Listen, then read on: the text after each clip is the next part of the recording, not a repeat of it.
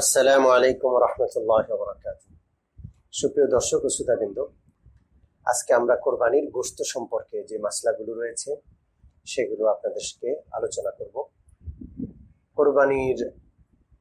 কোরবানি করার পর গোশতের ব্যাপারে কি কি বিধান রয়েছে।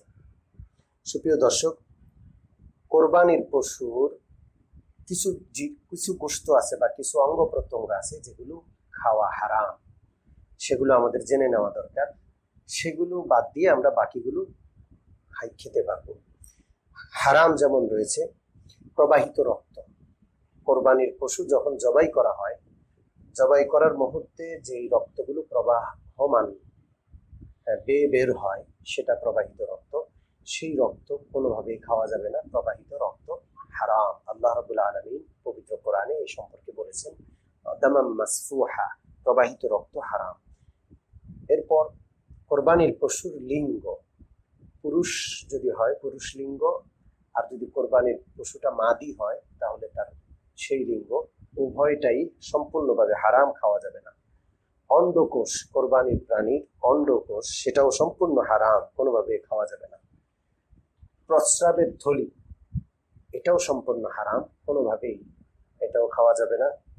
পিত্ত, কোরবানির পশুর পিত্ত, এটাও হারাম, পিত্তও খাওয়া যাবে না। চামড়া ও গোশতের মাঝের জমাট বিচি, চামড়া এবং গোশত, চামড়া যখন ওঠানো হয় তো এর মাঝে কিছু বিচি পাওয়া যায় জমাট বাঁধা, এই বিচিগুলোও কোনোভাবে খাওয়া যাবে না। সুপ্রিয় দর্শক ও শ্রোতাবৃন্দ, মোটামুটি যে বিষয়গুলো এখন বলা হলো এই কোরবানির পশুর, এই বিষয়গুলো সম্পূর্ণভাবে হারাম। এগুলো বাদ দিয়ে বাকি অঙ্গ প্রত্যঙ্গগুলো আমরা খেতে পারি, কোনো অসুবিধা নাই।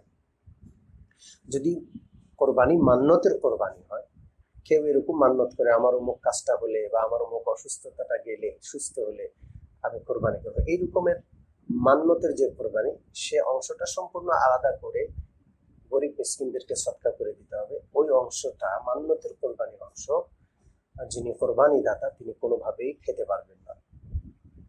কোরবানির গোশত অমুসলিমদেরকে দেওয়া যাবে কিনা? কোরবানির গোশত অমুসলিমদেরকে দেওয়া যাবে, তবে না দেওয়া উত্তম। দেওয়া যাবে, দিলেও সমস্যা নাই, কিন্তু কোরবানির গোশত, বরকতের গোশত, এগুলো অমুসলিমদেরকে না দেওয়াই উত্তম। কোরবানির গোশতের চর্বি, হাড্ডি, চামড়া ইত্যাদি বেচা মাকরুহ।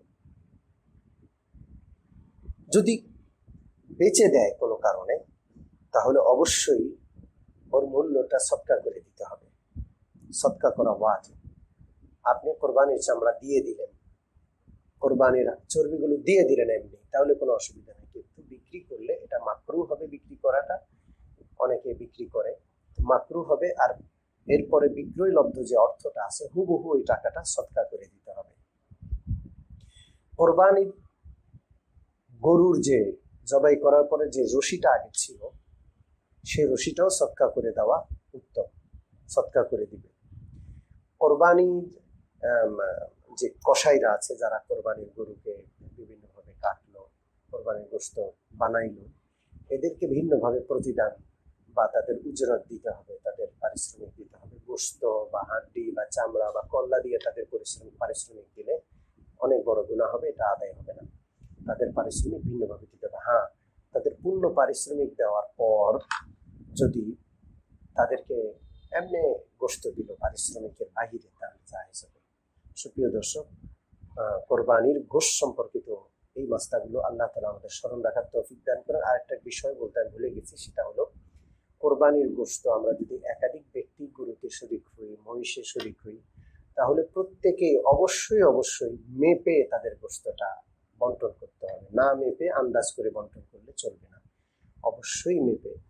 কয়েক ভাই একসাথে কোরবানি দিয়েছে, সবাই বলছে যে আমরা ভাই ভাই, আমাদের কোনো দাবি নেই, বন্টন করে, তাও চলবে না।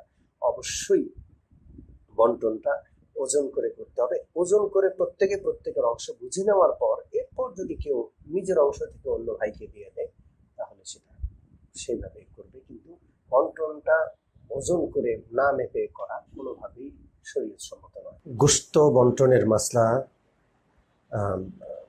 যদি একান্নভুক্ত পরিবার হয়, যারা কোরবানি করলো একসাথে এক গরুতে বা এক পশুতে শরীক হয়ে, সকলে যদি একান্নভুক্ত পরিবারে থাকে, খায়, এক পাতিলে রান্না হয়, তাহলে তাদের গোশত বন্টন করার প্রয়োজন নেই। কিন্তু ভিন্ন ভিন্ন পরিবারে যদি তারা হয়, আপন ভাই হলেও অবশ্যই ওজন করে একেবারে সুন্দর করে বন্টন করতে হবে।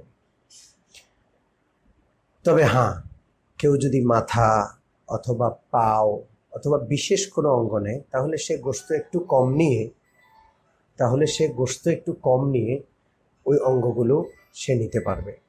এমন যেন না হয় যে গোশতের ভাগ পূর্ণ নিল, সে বাড়তি মাথা বা কলিজা বা মগজ বা ওই ইয়াটা বাড়তিভাবে নিল। এমনটা করলে কিন্তু সে বেশি নিয়ে গেল, এতে সে ইনসাফের মধ্যে রইল না।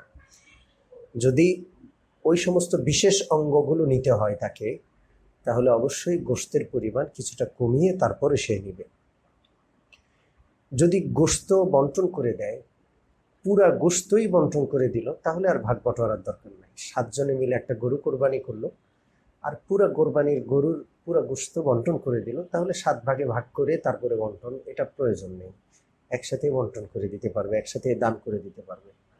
আল্লাহ আমাদের তৌফিক দান করে এই বিষয়গুলো মনে রাখার, আমল করার। আসসালামু আলাইকুম।